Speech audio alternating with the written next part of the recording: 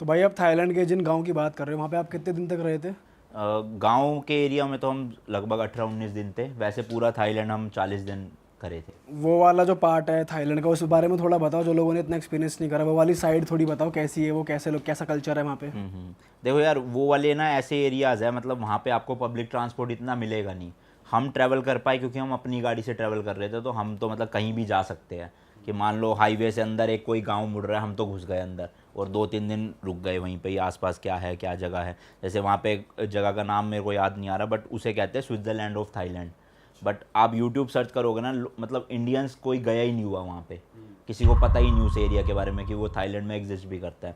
सब लोग वही बैंकॉक, पटाया, जैसे कि मैंने बताया, चकाचौंध वाली जगहों पे पार्टीज़ के लिए जाते हैं। बट अगर आपको रियल साइड देखनी है किसी कंट्री की, तो ऑफ बीट लोकेशंस में जाओगे तभी पता चलेगा। बिल्कुल। भाई आप इजिप्ट भी होकर आए, थोड़ी इजिप्ट की बात करते हैं। वहाँ पे अब जो पिरामिड्स वाला एरिया है और जो मम्मीज़ वाली कंट्री में भी जहाँ पे प्रिजर्व करके रखी हुई है काफ़ी, वहाँ पर भी आप गए थे। वो एक्सपीरियंस कैसा था? वहाँ की वाइब कैसी है, थोड़ा बताओ। तो इजिप्ट में मैं था कुछ 7-8 दिन था। तो सबसे पहले उनकी कैपिटल सिटी है कायरो। तो वहाँ पे मैं लैंड किया था फ़्लाइट से। अब पहला दिन तो रेस्ट में निकल गया। अगले दिन तो भाई साहब ऐसे सीन हुए वहाँ पे, वहाँ के जो प्रेसिडेंट थे ना, उनके खिलाफ़ लोगों ने प्रोटेस्ट शुरू कर दी कि प्रेसिडेंट चेंज करो। ये 2019 की बात है। अब मेरा मेन सिटी सेंटर में यहाँ होटल है मान लो, और वहाँ से 100 मीटर आगे उनका मेन सिटी स्क्वायर है। वहाँ पे लिटरली टीयर गैस छोड़ रही है पुलिस पब्लिक के ऊपर, वहाँ पे फायरिंग चल रही है, और मैं बालकनी से खड़ा होकर देख रहा हूँ। तो मेरे 2 दिन तो वेस्ट हो गए उसी सब में, क्योंकि होटल से निकलने ही नहीं दे रहे थे, सारे होटल सील कर दिए उन्होंने, पुलिस वालों ने। और तीसरे दिन भी मुझे मतलब 2 दिन के अंदर अंदर 7 बार रोका गया, क्योंकि जैसे कि मैंने बताया हमारी शक्ल और इजिप्शियंस की शक्ल लगभग सेम है। तो वो बार बार रोक के फ़ोन चेक कर रहे थे, इंस्टाग्राम चेक कर रहे थे, फेसबुक चेक कर रहे थे कि उनके प्रेसिडेंट के खिलाफ़ कुछ अपलोड तो नहीं कर रखा। फिर मैं उन्हें दिखाता था कि मेरा इंडियन पासपोर्ट है, टूरिस्ट हूँ, तब वो छोड़ते थे। तो मतलब वो एक्सपीरियंस एक तो इतना ज़्यादा टायरिंग हो गया था कि दिन में 4-4 बार रोक लेते थे। कहीं खाने भी जा रहा हूँ तो रोक लिया, 1 घंटा वेस्ट कर दिया। फिर मैं उन्हें वीडियो दिखाता था कि मैं टूरिस्ट हूँ, ट्रैवल करता हूँ, ये चैनल है मेरा, तब छोड़ते थे जाके। इसी चक्कर में फिर वहाँ पे जैसे इंडिया में गोवा है ना, वहाँ का एक शहर है हुरगाडा करके, तो उसकी ओवरनाइट बस थी। तो रात को मैं बस में बैठा और सुबह बस ने 8 बजे पहुँचाना था। अब हमारा थोड़ा इंडियंस का क्या, उठते ही थोड़ा प्रेशर सा बनता है पेट में, पर उस बस में टॉयलेट्स थे अंदर ही। तो मैं वॉशरूम में गया। अब मुझे नहीं पता था कोई ऐसा चेक पॉइंट आने वाला है जहाँ पे सिक्योरिटी ना थोड़ी टाइट थी इसी सब चीज़ों की वजह से। अब मैं टॉयलेट में घुसा, जैसी बस रुकी और उनको लगा कि कुछ गड़बड़ है, ये बोर्ड मतलब उसी टाइम पे क्यों टॉयलेट में घुसा। अब मैं घुसते ही उन्होंने गेट तोड़ना शुरू कर दिया बाहर से, और जो वहाँ के आर्म गार्ड्स थे।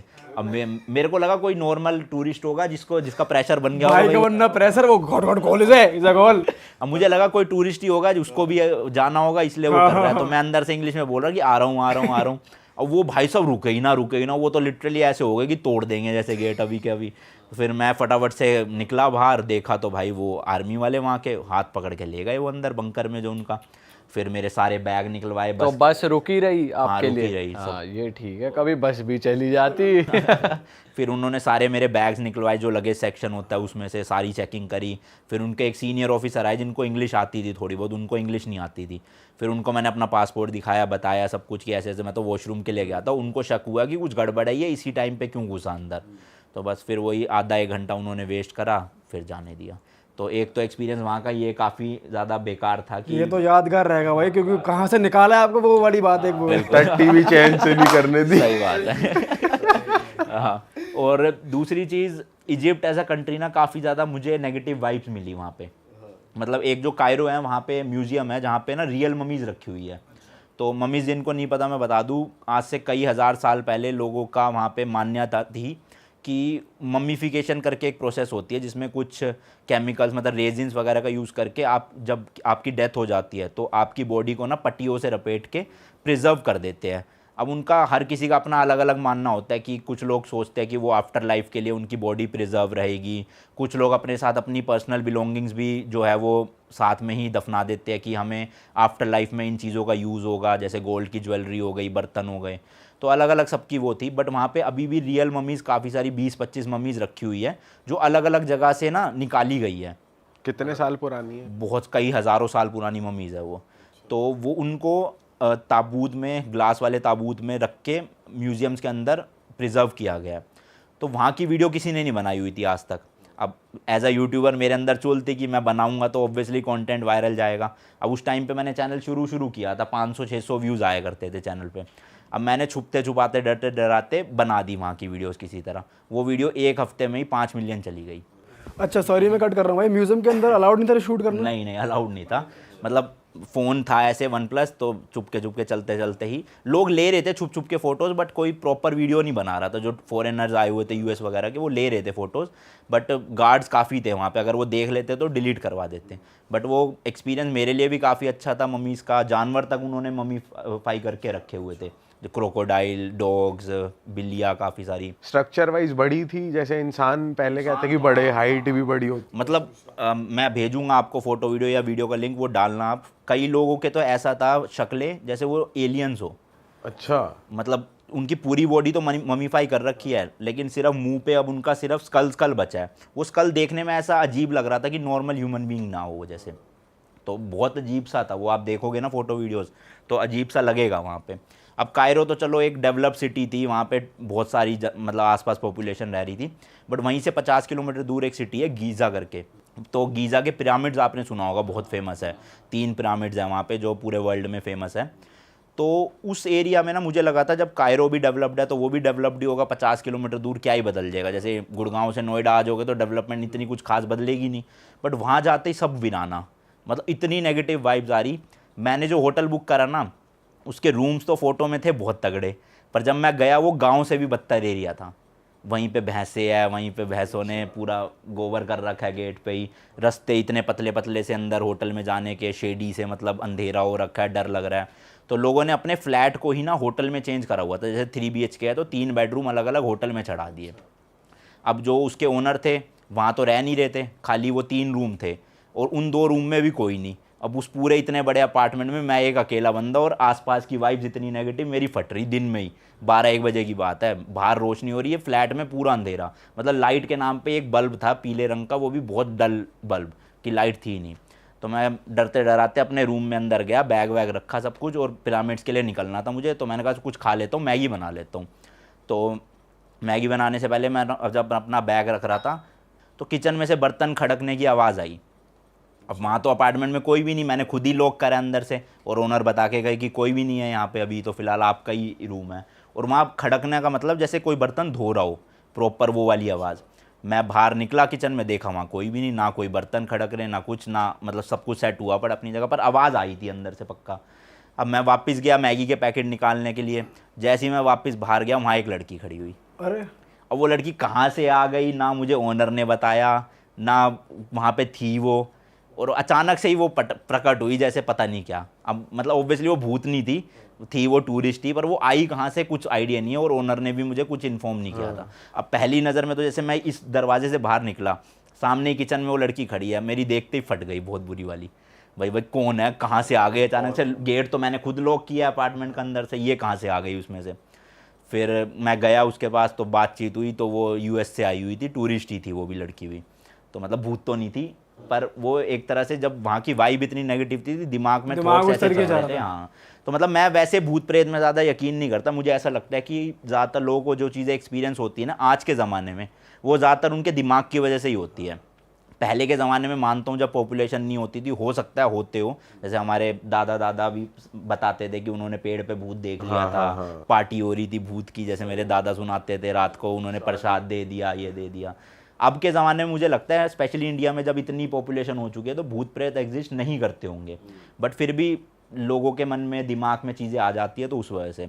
तो अब सब कुछ सही हुआ, ये एक्सपीरियंस हुआ। मैं गया पिरामिड्स में, वहाँ पे अब वो भी दूर दूर तक रेगिस्तान, सिर्फ 3 पिरामिड्स और एक और स्ट्रक्चर था, वो था वहाँ पे। इतनी गर्मी और बहुत, मतलब आप जहाँ तक आपकी नज़र जाएगी ना बस मिट्टी दिखेगी दूर दूर तक। तो वहाँ भी बहुत नेगेटिव वाइब्स आ रही थी। दूसरा थोड़ा वहाँ स्कैम्स भी है, उसके बारे में भी बात करेंगे अभी। बट वहाँ पे क्या होता है, जो पिरामिड्स होते हैं ना, पिरामिड्स के आप अंदर जा सकते हो टिकट लेके। तो मैंने उस टाइम पे इतने पैसे नहीं होते, तो मैंने 3 पिरामिड जो थे ना बड़े, उनकी टिकट्स महंगी थी, वो नहीं ली। पर एक छोटा पिरामिड था, उसके अंदर फ्री थी एंट्री। अब वहाँ लाइन भी ऑब्वियसली ज़्यादा लगी हुई थी क्योंकि फ्री थे। मेरे आगे एक अमेरिकन लेडी थी कुछ 60-65 साल की, वो घुसने लगी, उसका सर लगा वहाँ पे, और उसके सर से खून ऐसे निकला जैसे पानी बह रहा हो। वो गेट पे तालाब बन गया खून का लाल पूरा। मतलब इतनी नेगेटिविटी दिमाग में उस टाइम पे घुस गई थी, क्या हो रहा है ये यहाँ पे। और सोचो वो होश में है पूरी औरत, पर खून ऐसे जैसे मूवीज में देखा ना किसी का सर कटता है तो फुआरा निकलता है। वो निकल रहा उसके सर से पतला पानी की तरह। अब मैं तो नीचे चला गया डरते डरते। अब उस औरत का हुआ क्या कुछ नहीं पता, हॉस्पिटल गई, बची नहीं बची। तो मतलब बहुत वो नेगेटिव। कितने के टिकट थे जो महंगे वाले पिरामिड, बड़े पिरामिड्स में थे? 2000 रुपये के आसपास थी। अच्छा अच्छा। पर उस टाइम जब शुरू, अच्छा। हाँ, जब शुरू करा था 2000 रुपये ज़्यादा ही लगते थे। और इस छोटे वाले पिरामिड में कुछ है देखने लायक क्या? अंदर कुछ नहीं होता भाई मतलब। ये सुना है उसके अंदर टेम्परेचर कम होता है एज कम्पेयर टू हाँ, बाहर। मतलब बाहर जो गर्मी थी ना वो अंदर ठंडा था, उस हिसाब से काफ़ी ठंडा था। हाँ। और भाई स्कैम क्या होते हैं? स्कैम यार देखो, इजिप्ट में ना ज़्यादातर उनकी इकोनॉमी टूरिज्म पे ही बेस्ड है। तो वहाँ पे ना मतलब ऐसा लगता है मुझे कि इजिप्ट अभी भी ना 1980s के ज़माने में जी रहा है। मतलब वहाँ पे आपको घोड़ा गाड़ी दिखेगी, जैसे यहाँ तो पैर वाले रिक्शा या इलेक्ट्रिक रिक्शा है, वहाँ इलेक्ट्रिक तो दूर दूर तक नाम नहीं, लेकिन घोड़ा वाले रिक्शा है वहाँ, कि घोड़े खींच रहे हैं कार्ट्स को, उसमें आप जाओ पब्लिक ट्रांसपोर्ट में। तो वहाँ के जो लोग थे ना वो पीछे पड़ जाते थे बहुत ज़्यादा, कि मतलब मुझे जैसे मेरे होटल से पिरामिड का रास्ता था मान लो 1.5 किलोमीटर। अब मैंने कहा मैं तो पैदल ही हो आऊँगा, क्यों दूँ इनको पैसे। वो बंदा 1.5 किलोमीटर तक ज़बरदस्ती मेरे पीछे था कि बैठ जाओ बैठ जाओ बैठ जाओ।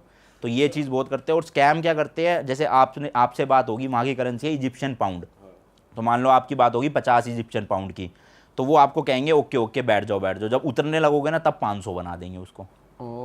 फिर उनकी आसपास की वो सारे मिले होते हैं और लड़ाई करोगे ऐसे तो नहीं कर सकते। हाँ भाई जब आप पिरामिड के अंदर गए थे तो वहाँ पे रिकॉर्ड करना अलाउड है? हाँ हाँ वो सब अलाउड है वहाँ। तो आप उसके अंदर का कुछ बताओ, दृश्य कुछ यार बढ़िया मैं क्या था तो उधर? छोटे वाले में गया था, वहाँ पे तो क्या था, बिल्कुल इतनी ही पतली सी बस रास्ता था जो ऐसे स्ट्रेट यूं डाउन जा रहा था।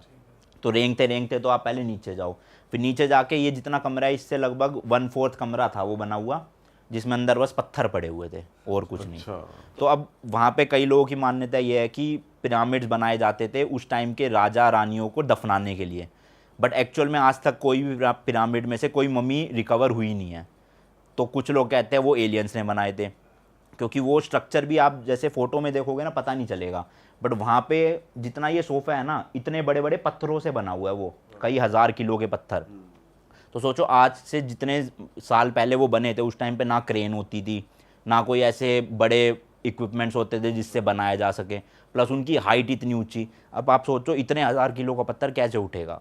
हाँ, टॉप पे कैसे रखा जा रहा है? वहाँ पर ऐसे कोई गाइड वाइड थे जो बता रहे थे कि हाँ ये किसकी हिस्ट्री है ये, तो वो भी यही बताते हैं कि हाँ वो पूरा समझाते हैं आपको क्या हिस्ट्री है, बट कुछ गाइड बताते हैं कि ये एलियंस ने बनाए थे, कुछ गाइड्स बताते हैं कि उस टाइम के राजाओं ने बनाए थे और ऐसी टेक्नोलॉजी यूज़ करके बनाए थे जो आज तक एग्जिस्ट नहीं करती। वो किसी को नहीं पता कि कैसे बनाए गए थे, इतने ऊंचाई तक पत्थर वो कैसे ले जाते थे, वो पत्थर आए कहाँ से, इतने टोड़े कहाँ से। तो जो हमने रैंडम वीडियोस में ही देखा है कि इतने भारी पत्थर हैं, परफेक्टली अलाइंड है, कैसे रखे, मतलब वो भी वही बात कर रहे हैं जो हम देख रहे हैं। सेम हाँ। अब मतलब अभी तक मिस्ट्री सॉल्व नहीं हुई है इस चीज़ को लेके कि क्या हुआ कैसे हुआ। ज़्यादातर मेजोरिटी लोग एलियंस का ही नाम लेते हैं कि दूसरे ग्रह से एलियन आए थे, वो ऐसी टेक्नोलॉजी लाए जिनसे उन्होंने बनाया। और उनकी जो पिरामिड्स के टिप है वो कॉन्स्टलेशन से एकदम परफेक्टली वो अलाइंड भी है। है और एक दो चीज़ें और है कि पता नहीं अर्थ के सेंटर से भी कुछ ऐसा अलाइनमेंट है उस चीज़ का। तो काफ़ी सारी चीज़ें हैं जो हो सकता है कोइंसिडेंस हो, बट हो सकता है उस टाइम पे क्या था क्या नहीं था। भाई और ऐसी कौन सी कंट्री लगी, जैसे इजिप्ट की हिस्ट्री आपको इंटरेस्टिंग लगी काफ़ी, और ऐसे कोई देश हैं जो आपको लगे हो यार ये बहुत इंटरेस्टिंग कंट्री है? एज सच तो नहीं, मतलब हिस्ट्री वाइज तो नहीं लगी उनमें से, क्योंकि इजिप्ट की ही सबसे पुरानी वो है एक तरह से आप देखोगे।